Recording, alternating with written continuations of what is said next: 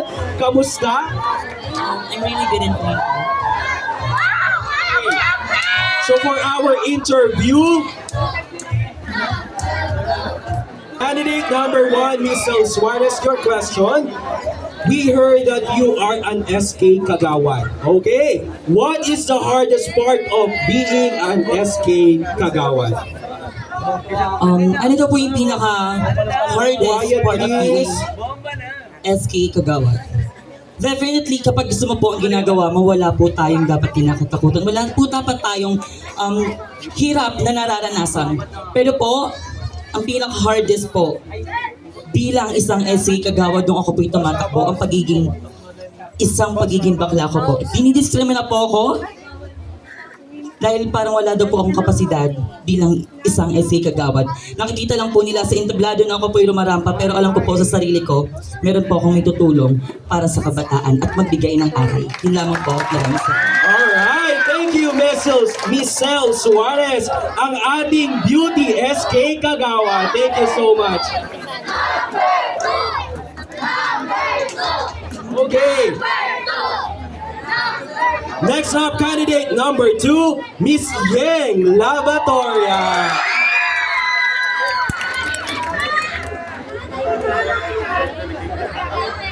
Maya pabengi po. Malaos ko po nin Barrio Dampalit. Okay? Ang ating candidate number 2 ay isang Kapampangan. Okay, your question, Miss Yeng. How does it feel being back here in Dampalit after your victory last year? Okay, ang ating candidate number 2 actually nanalo siya sa Miss Gay Dampalit 2022.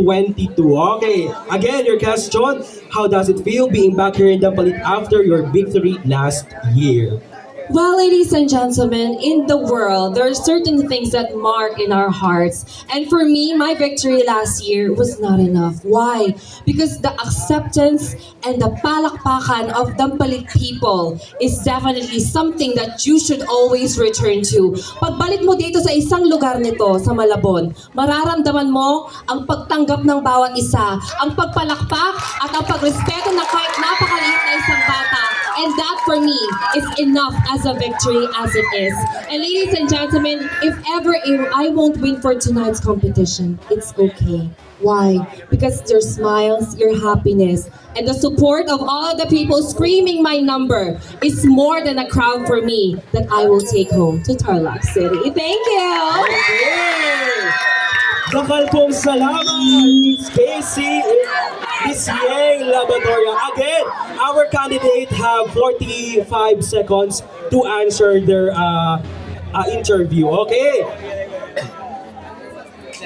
We are very excited to meet her candidate number 3, Miss Casey Isorena. Okay, kamusta, Miss Casey?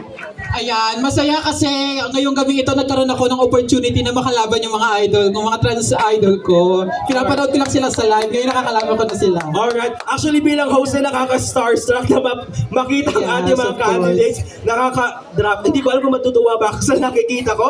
Pero yes, sa mga gaganda nila, your question, candidate number 3, what inspired you to become a professional teacher? Ano nga ba ang mga bagay na nagpapa-inspire sa akin na maging isang guro? Mga kaibigan Dorado at manonood, isa lamang po. Iyon ay ang gabay at patnubay sa akin ng magulang na kahit isa kong parte ng LGBTQIA+ community, may mararating ako sa aking buhay. Mga kaibigan Dorado at manonood, yes, dinidiskrimina kami, nilalait kami ng bawat isa. Ngunit, ang pagiging isang guro ko ay magsisilbing instrumento upang i-change ang bawat perception ng kaisipan ng bawat kabataan na narito ngayong gabi na hindi lang ako bakla, ngunit ako ay bakla na may magagawa dito sa ating mundo. At the end of the day, ang aking bandera ay hindi kailanman tutumba. Maraming salamat po. Okay, thank you candidate number 3, Teacher Casey Isorena. Okay, next up, candidate number 4, Miss Apple Ulysses Aldocente. Good evening po. Good evening. Okay, you mentioned that you love to cook. What is your most favorite dish to prepare? Okay, actually, the favorite dish that I would like to prepare, and actually the dish that I also prepare, especially in special occasions, is kare-kare. It is not just because it is delicious, but it is actually a home recipe from my family, and that is something that would actually enjoyed by my family, and that is very important. Food is actually very good for people because it's not just actually full your stomach, but instead it will make you happy, and that is one thing that I'm proud of. So if ever I'll have a chance, I'll make you taste my kare-kare, and you will love it. Thank you. Okay, thank you, candidate number 4. Miss Apple Ulysses Aldocente. Okay, next up, candidate number 5, Miss Renz Ignacio Ocampo. Good evening, Miss Renz. Okay, your question. We learned that you are a pet lover. Are you more of a dog or cat person?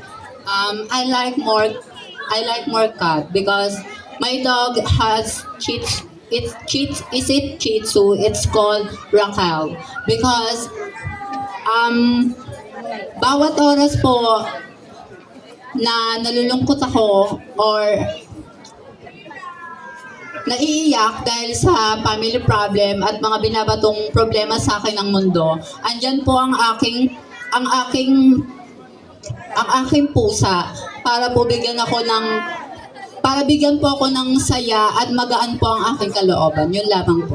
All right, thank you, candidate number 5, Miss Renz Ignacio Ocampo. Okay, we are very excited to meet our candidate number 6, Miss CJ Puentes Pina. Okay. Candidate number 6, how are you? I sir, I'm more than okay. Okay, sana okay ka lang kanina. Yes, I am. Alright. A little bit. Sige, Miss CJ. So you are the first transgender radio reporter in Negros Occidental. Tell us more about it.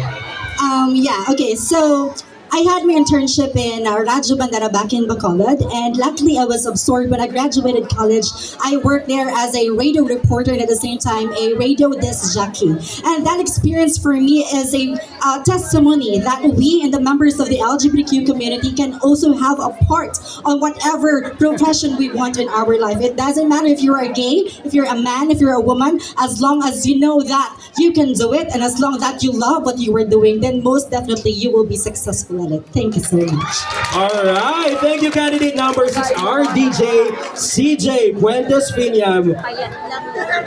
Next up, candidate number 7, Miss Karen Montesilio. Good evening, Miss Karen. Good evening po. Every time na naglalakad siya, grabe na na-drop Joe ako. Grabe na, makaganda. Okay, you said that you are a funny. Tell us a joke. Wow, that's very logic question. Tell us a joke. For me, sa pagkakataong ito, I don't have any joke that comes in my mind, but I just want to think na lahat ng taong mainit na sumusuporta sa amin ngayong gabi ay hindi po biro ang inyong mainit na pagtanggap sa aming lahat. Kaya maraming salamat po dahil nakikiisa po kayo sa patimpalak na para sa LGBT community. Isa lamang pong katotohanan na ngayong gabi ay unti-unti niyo pong tinatanggap at iniintindi ang aming kapamilya. Marami pong salamat. All right, thank you, Miss Candidate number 7, Miss Karen Montesilio. Thank you. Next up, candidate number 8, Patricia Payumo. Candidate number 8. Okay. You've written that you are a perfectionist. Why? Sorry. Why was that? Are you a perfectionist? Yes, I am a perfectionist, and I believe that being a perfectionist is both a blessing and a curse. I believe that it is deeply rooted with my obsessive compulsive disorder.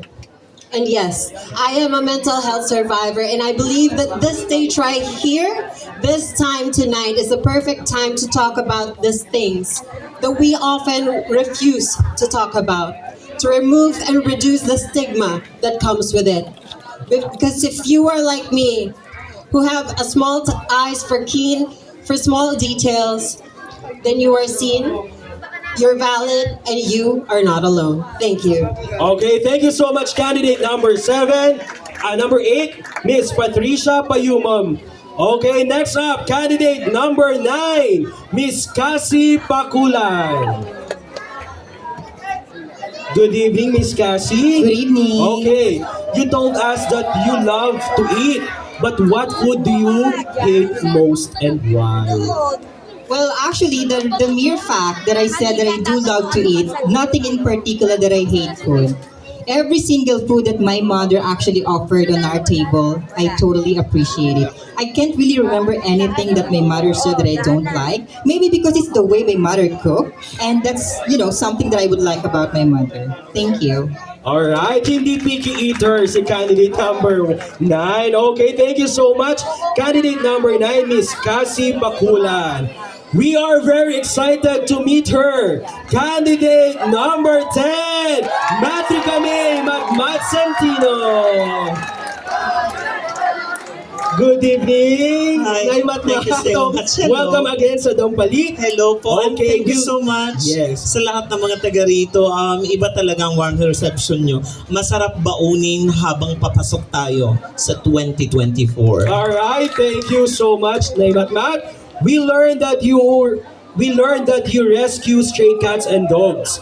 What is the inspiration behind this? Actually, there's no inspiration about it. When I was a child, I came from a huge family. We're 11 children, second from the eldest. And I know the feeling if you're not being taught and being cared. So during pandemic, to secure your sanity, of course, you have to look for something. That little animal, definitely they have life. There you have to save it. And of course, mas mabuti nga minsan sinasabi ko sa kanila iba ang pagmamahal ng hayop. Kasi minsan try rin ka ng ilang tao. Pero ang pagmamahal ng hayop, konting pakainin mo lang sila. Malaki ang isang sagisag ng tinatawag na pagpapasalamat. Yun lagi nakakalimutan natin. To be grateful, to be thankful, and to know that life matters, you save it. Thank you. Thank you, candidate number 10, Matrika May Santino. And we are very excited. Ang nagdala ng saya sa Barangay Dampalit, our candidate number 11, Miss Yuki Ito.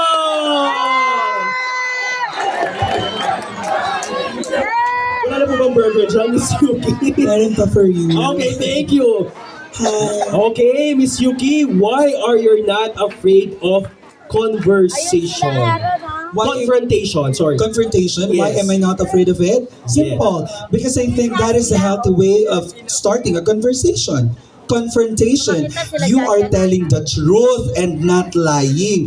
Because come to think of it, hahayaan nyo ba na ibagsak kayo ng isang tao? Hindi ba kayo lalaban? Diba? Dapat ilugar nyo ang pagkumpronta nyo sa tao, but there is always the right way of confronting people.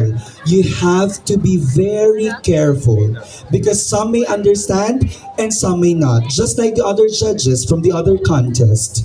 They pull me down, but I'm still here trying to win tonight. Thank you. Alright, ladies and gentlemen, candidate number 11, Miss Yuki Ito.